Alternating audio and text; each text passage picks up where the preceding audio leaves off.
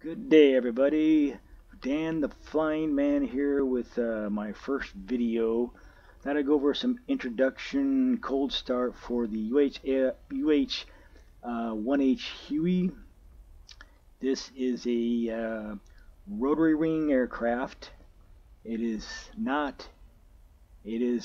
different than a fixed wing aircraft in that there are more forces working against a helicopter than a regular airplane, which requires more control. I'm going to go over the cold start procedures here.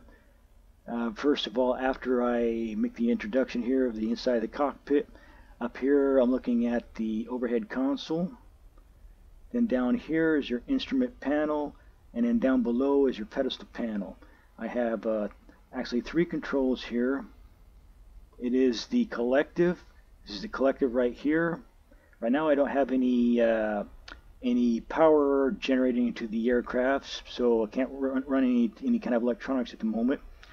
But the collective there, this one right here is called the cyclic, the stick. Everybody calls it the cyclic though. And then here we have our pedals, left and right. Okay, step one for cold start the UH-1H Huey. Go up to the overhead console and the AC voltmeter selector switch. You want to set it to AC phase. Right next to that, the inverter switch stays off. Below that, on the main generator, you want it on. And down below that, or excuse me, right next to that, the VM, you want it set for ESS bus. Excuse me if I sound a little bit off here. It's my first video, and I'm still new to the procedures for this aircraft. So going down below here, the battery you want it set to on, and you hear this annoying noise. It's going to go down here to the pedestal panel and extinguish it right there, so that way you can hear me. So next up, down in the pedestal panel here, you're going to go to the fuel control panel and set it to on. Right next to that, the governor set to auto, which already is. All other switches here need to be set to off. Then we're going to go up here to the caution lights panel right here and test and hold.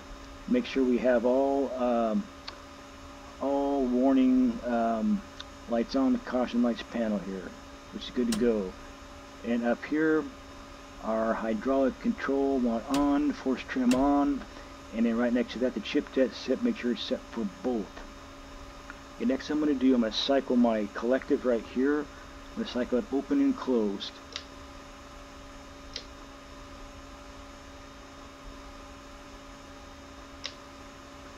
Okay. And now what I'm going to do, I'm going to go ahead, now that I have power to the aircraft, I'm going to go ahead and crank it up. Over here in the instrument panel, when I'm going to be looking for the gas producer, I want to see 40 psi here. So here we go. There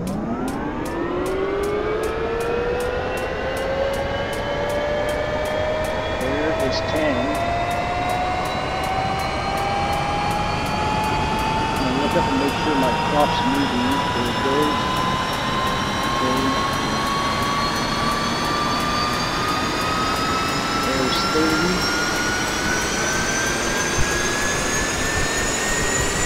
At this point, I'm going to go ahead and close my door.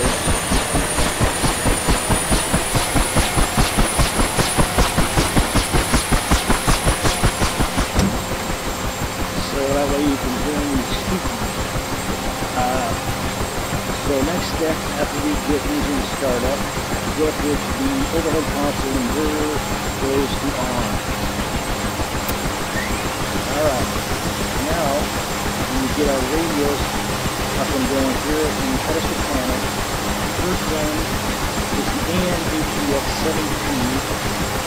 You want to set it to standby. And below that, the NAVCOM down and on. Below that, the VHF-COM on. And below that, the UHF radio you want to set to transmit and receive. And below that, the intercom selector switch to set that to speed.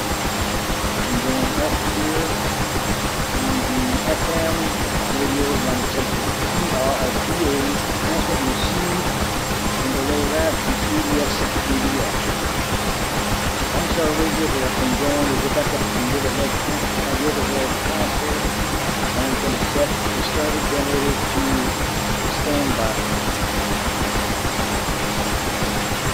Now what I'm going to do is go ahead and throttle up. I'm looking for green, hard green here, hard green in the RPM. Also in the exhaust, the